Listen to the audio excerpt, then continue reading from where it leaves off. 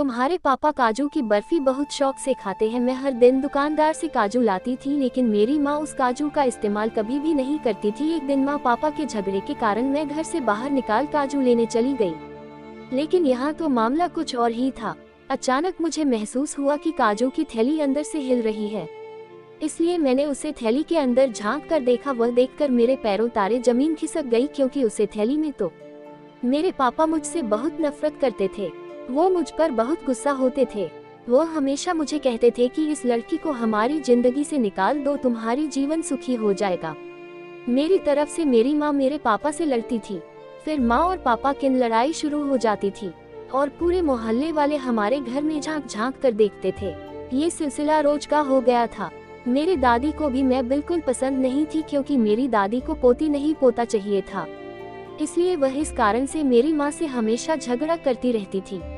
मैंने कभी अपनी माँ को अपने ऊपर एक भी रुपया खर्च करते नहीं देखा था, पर कुछ पैसे निकाल कर दुकान से काजू लाने भेज दिया और कहा तुम्हारे पापा को काजू की बर्फी बहुत पसंद है। मैंने माँ से पैसे ले और बाहर चली गई। मैं यही सोचती थी मेरी माँ काजू मंगवाती थी, लेकिन काजू की बर्फी कभी बनती नहीं थी। लेकिन मुझे तो लगता था कि घर के तनावपूर्ण माहौल से दूर करने के लिए वह मुझे बाहर भेजा करती थी, ताकि मैं ताजी हवा में सांस ले सकूं। मेरी माँ एक साधारण महिला थी, सारा दिन काम में लगे रहती, लेकिन कोई भी उनसे खुश नहीं होता था। उनका कसूर सिर्फ इतना था कि उन्होंने बेटा नहीं पैदा किया था। मेरे जन्म के बाद कुछ ऐसा कॉम्प्लिकेशन हुई थी, मेरी माँ दोबारा से माँ नहीं बन पाई, इसीलिए मेरे पिताजी मुझे मनहूस कहते थे। मेरे पिताजी अक्सर मेरी माँ को कहते थे तुम्हारा कसूर यह है कि तुमने हमारे खानदान को एक वारिस भी नहीं दिया है, इसके बाद हमारा खानदान तो खत्म हो जाएगा। एक दिन माँ बहुत ज्यादा परेशान लग रही थी और रो रही थी। मैंने माँ से कहा क्या हुआ है माँ, कुछ तो बताओ। तभी माँ ने कहा कुछ भी नहीं बचा इस दुनिया में। माँ बहुत घबराई हुई थी, माँ फूट फूट कर रोने लगी थी। उन्होंने कहा तुम्हारी दादी ने अपने सहेली की लड़की को बुलाया है, तुम्हारे पिता उसे शादी करेंगे और हम दोनों को घर से निकाल देंगे। हम दर बदर के ठोकरें खाएंगे। बात तो वास्तव में परेशानी की थी।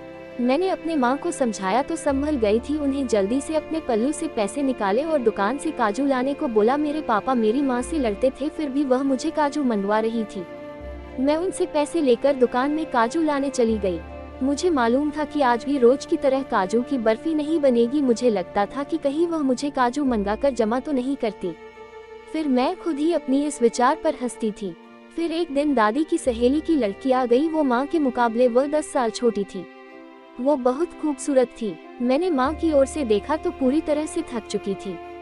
मेरी माँ आंटी के सामने बिल्कुल भी फीकी पड़ चुकी थी। मुझे माँ पर बहुत तरस आया था। मैंने पिताजी को देखा तो वह भी चहक रहे थे। दादी भी बहुत खुश थी। मैं अपनी माँ की हालत समझ सकती थी। हम सब ने साथ में खाना खाया था। दादी सबसे पहले हर चीज आंटी को परोस रही थी। पिताजी भी उनके पीछे जा रहे थे। मेरी माँ और मैं नीचे वाले कमरे में चले गए थे। ऐसा लगता था जैसे हम वहाँ मौजूद ही नहीं थे। खाना खाने के बाद सब लोग अपने अपने कमरे में चले गए।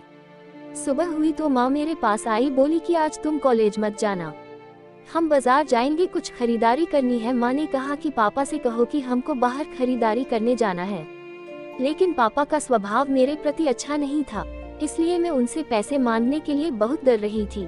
मैं उदास हो गई थी। मैंने पापा से पैसे की मांग की और पापा ने एकदम हमें पैसे दे दिए। आंटी की मेहरबानी थी या फिर न जाने वह खुश थे। पापा ने हमें हंसते हंसते पैसे दे दिए। जो भी था, हम दोनों माँ बेटी बाजार चली गई थी। मैंने आज पहली बार अपनी माँ को अपने लिए खरीदारी करते हुए देखा था। उसने अपने लिए बहुत अच्छे अच्छे कपड़े लिए।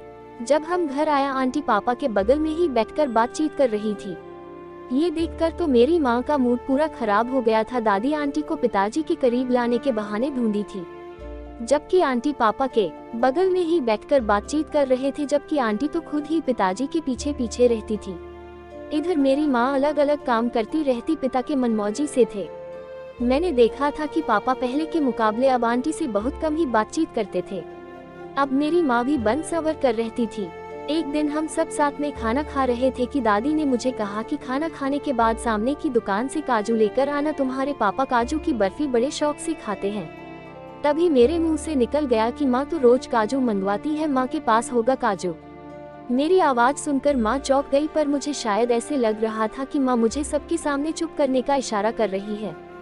फिर मैं चुप बैठ गई और फिर दादी ने वो काजू की बर्फी आंटी से बनवाई। मेरी दादी पापा को बार बार याद दिला रही थी आंटी ही उनको आगे जाकर काम आने वाली है, वो उनको वारिस देगी। एक दिन मैं स्कूल से घर पर आई थी, मैंने देखा माँ घर पर नहीं है तो मैं उनको इधर उधर ढूंढने लगी। तभी मैंने देखा कि वो हमारे आंगन में बैठी रो रही है। उन्होंने मुझसे कहा, तुम्हारी दादी ने अभी एक फैसला किया है, वो तुम्हारे पापा की शादी करा रही है। तुम्हारे पापा ने शादी करने के लिए हाँ कर दिया तो मैं ये घर छोड़कर हमेशा के लिए चली जाऊंगी। मैं डर गई थी। फिर माँ बोली, तुम बाजार जाकर काजू लेकर आओ, तुम्हारे पापा को काजू की बर्फी बना कर देनी है। मैंने माँ से कहा कि आप क्या कह रहे हो, ऐसी हालत में भी आपको काजू की पड़ी है। तो माँ ने कहा, तुम काजू लेकर आओ, उसके बाद सब कुछ ठीक हो जाएगा। माँ की बात मेरे पल्ले नहीं पड़ी। फिर भी मेरे माँ के खातिर मैं बाजार चली गई। मैंने दुकानदार से काजू लिए, लेकिन फिर रास्ते में आते समय मुझे उसे काजू की थैली में हलचल महसूस हुई, इसलिए मैंने उसे पहले के अंदर झांक कर देखा। वह देखकर मेरे पैरों ताली जमीन फिसल गई, क्योंकि उसके अंदर एक मुर्गी का बच्चा था और साथ में नींबू के कटे हुए टुकड़े। हम नॉनवेज भी नहीं खाते थे, फिर भी मम्मी ने आज या मुर्गी क्यों मंगवाई थी? ऐसे कई सवाल मेरे मन में पैदा हुए थे। हमेशा मेरी माँ बाजार जाते समय मुझे डाबा दिया करती थी, उसे डब्बे में दुकानदार काजू डाल कर देता था। माँ ने मुझे बता रखा था कि दुकानदार से थैली लेने के बाद सीधा घर आ जाना और थैला खोलने की कोशिश भी मत करना। इसीलिए मैंने उसे थैली में काजू को कभी भी नहीं देखा था, लेकिन आज मैंने उसे थैली के साथ डब्बा लाना भूल गई थी। इसीलिए ये सब मुझे आज पता चला कि मेरी माँ काजू के बदले एक मुर्गी मंगवाती है। ये जिंदा मुर्गी और कटे हुए नींबू क्यों मंगवाए थे? ऐसे कई सवाल मेरे मन में पैदा हुए थे, लेकिन फिर मैं उन ख्यालों से बाहर आई और मुझे मेरी माँ का ख्याल आया। मैं घर में आई तो मैंने देखा मेरे पापा आंटी के साथ बहुत अच्छे से हंसी खुशी बातें कर रहे थे। ये देखकर मुझे गुस्सा आया और मैं अपने कमरे में चली गई। मैंने माँ को इस बारे में पूछा तो मैं मुझे कहा, समय आएगा तो तुझे सब पता चल जाएगा। पिताजी का माँ के साथ रहना असंभव था, इसीलिए मुझे माँ की बहुत चिंता हो रही थी। उसे दिन में घर पर ही थी। दादी माँ के साथ सुबह से ही लड़ रही थी। मैं और माँ कमरे में बैठे थे, तभी दादी आई और हमारा हाथ पकड़कर घर से बाहर निकल दिया। तभी पापा आ गए। पापा हम दोनों माँ बेटी का हाथ पकड़कर घर में दाखिल हो गए। दादी शेरनी बनी हुई थी, वह चिल्लाने लगी, अभी और इसी वक्त इसको तलाक दे दो, ये दोनों मुझसे लड़ी है। दादी की बातें सुनकर पापा ने कहा, माँ शुरुआत तुमने ही की होगी। पापा की बात सुनकर दादी बोली, कहा था तुम दोनों की कल शादी है। पापा हंस पड़े और बोले, मुझे नहीं करनी कोई शादी, और ये औरत हमारे घर मेहमान है, आपके साथ में अच्छा वक्त गुजर अच्छा तो नहीं लगता, लेकिन मेरी अब यह मजबूरी बन गई है कि मैं आपसे कहूँ कि अब आप हमारे घर से वापस अपने घर जा सकते हैं। मुझे बिल्कुल अच्छा नहीं लगता कि आपकी वजह से हमारे घर का माहौल खराब हो। दादी चिल्लाने लगी, तुम्हारा दिमाग खराब हो गया है। दादी ने गुस्से में कहा, सोनम तुम्हें वारिस देगी और तुम्हें क्या चाहिए? पापा ने कहा, भगवान को अगर हमको वारिस देना होगा तो वह देगा, मेरी पत्नी से ही देगा। आज मैं आपसे एक बात बहुत ही साफ शब्दों में कहना चाहता हूँ कि आप इस घर की मालकिन हो। इस घर में जो कुछ भी है सब कुछ आपका ही है, आप यहाँ रानी बन कर रहे हैं। मैं, मेरी पत्नी और बेटी आपकी सेवा करेंगे, लेकिन आज के बाद यदि आपने हम लोगों से झगड़ा करने की कोशिश की तो हम तीनों ये घर हमेशा के लिए छोड़कर चले जाएंगे। उसी दिन सोनम आंटी अपने घर चली गई। दादी ने विरोध में खुद को कमरे में बंद कर लिया था। पापा से शिकायत किए बिना नहीं रह पाई। मैंने कहा, पापा जी आपने मुझे और मेरी माँ को बहुत तकलीफ दी है, आपने हमें शुरू से प्यार और सम्मान दिया होता। पापा ने कहा, बेटा तुम्हारी माँ मेरे लिए बहुत है, लेकिन मैं अपनी माँ के आगे मजबूर था। मेरी माँ बहुत खड़ूस स्वभाव की है, मैं हमेशा तुम दोनों को उनसे गुस्से से बचने की कोशिश करता आया हूँ। जब जब गुस्सा आता था तो मैं तुम दोनों पर गुस्सा करता था ताकि मेरे गुस्से को देखकर अपना गुस्सा भूल जाए। पापा की बातें सुनकर मैं पापा से बाकी बातें सुनकर मैं पापा से कहा, आपके गुस्से के कारण माँ डिप्रेशन का शिकार हो चुकी है। तभी मेरे पापा का असली चेहरा मेरे सामने आया। वह एक बहुत अच्छे इंसान थे, वो हमारे लिए हमारे से झगड़ा करते थे। मेरे पापा के और मेरे माँ के जीवन में बहुत ज्यादा सुधार आ गया था, वह पहले से भी बेहतर उससे व्यवहार करते थे। पापा के दिल में उनके लिए प्यार रहा था। घर की स्थिति में भी काफी सुधार आ गया था। पापा भी अब हमें घूमने के लिए लेकर जाते थे। तभी एक दिन घर में और मेरी माँ ही थी, तो मैंने माँ से पूछा, माँ आप हर दिन मुझे काजू क्यों मंगवाते थी? लेकिन उसमें काजू तो नहीं रहता, उसमें तो एक मुर्गी का बच्चा था। मैंने देखा था, जिसे देखकर मैं बहुत डर गई थी। इतना तो मैं जानती हूँ कि दुकानदार से इतनी बड़ी गलती नहीं हो सकती है, जो काजू के बदले मुर्गी का बच्चा दे दे।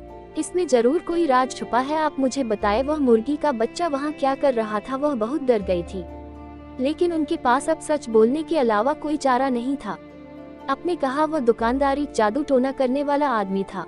उसने मुझे सुझाव दिया था कि अगर आप 40 दिन के लिए एक मुर्गी का बच्चा और नींबू साथ में प्रयोग करोगे और मेरी मुर्गी को मारकर आपके पति के आसपास रहने वाली किसी भी औरत का साया आपके पति पर नहीं रहेगा और आपके पति आपके साथ ही रहेंगे। और बेटी, मुझे लगता है कि शायद इस वजह से ही तेरा पिता ने मेरे साथ किया है।